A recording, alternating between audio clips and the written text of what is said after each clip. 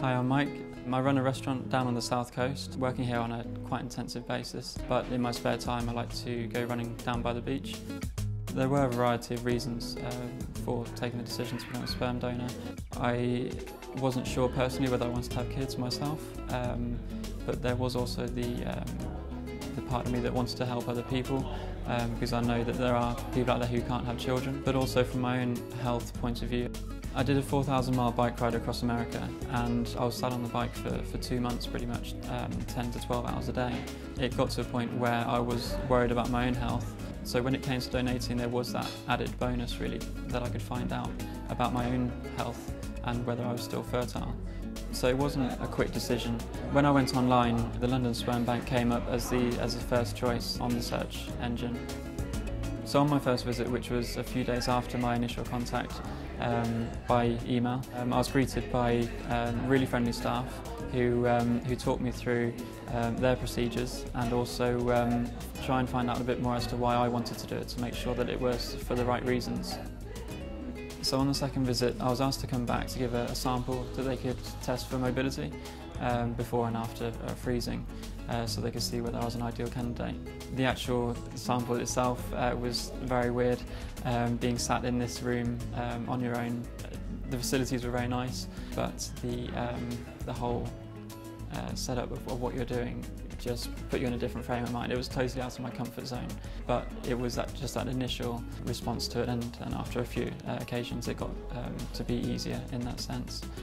I was asked to give a blood test at the doctor's clinic. Although I'm not a big fan of needles, the blood test was absolutely fine, and I had to give a urine sample as well so they could do their checks thoroughly. And then at that point I would just wait to hear from them. When I heard that my sample was first of all good enough, but also from my own personal health point of view, that they were very active, and I was really pleased. It was quite a relief knowing that I would have no issues later on in life. For every donation, for every visit that I made, I was asked to abstain from sex for at least 3 days before any donation, so that the whole process was just done in one continuous go, and I knew that it would be better for me, in my nature anyway, to keep it routine.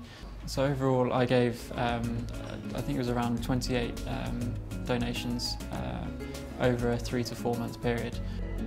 So the counselling was offered as part of the process, and I wanted to take them up on that. I thought it was a good opportunity to look at the wider picture of what I was doing, rather than just being a process of coming in and giving the donations. It allowed me to look at more introspectively as to why I was doing it, and it was just a good opportunity for me to get my thoughts onto somebody else and get their feedback as to the way I was thinking. And all my close friends know about what I've done, and my brother and my sister do, but I haven't actually told my parents, just because I haven't felt like the right time has come up.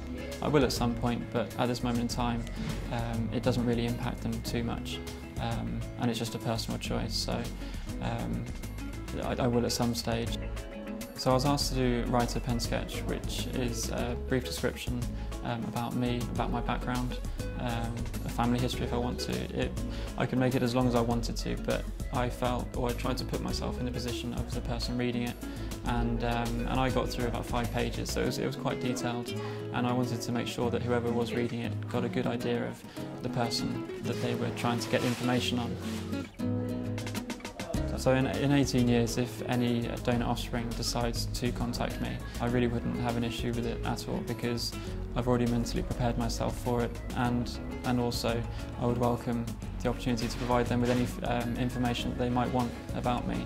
I'd be really thrilled to hear their side and their story as to what kind of upbringing they had themselves.